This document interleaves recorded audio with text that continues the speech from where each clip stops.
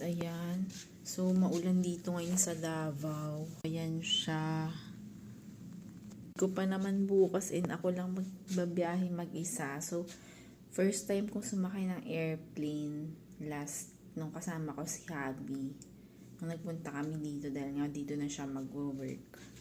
Ayan. Bukas babalik ako ng Bulacan. Hindi ko alam kung paano. Tapos umuulan pa.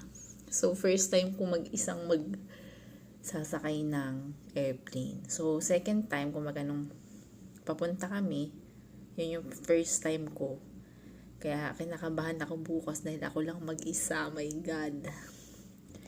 So, yun lang. And maulan. Hindi ko alam kung paano yan dahil, syempre, ako lang mag-isa bukas. And syempre, pag maulan and yung panahon hindi maganda, iba yung may turbulence. Wow. May turbulence pagka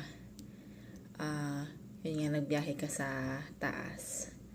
So, yun lang. Good luck sa akin bukas.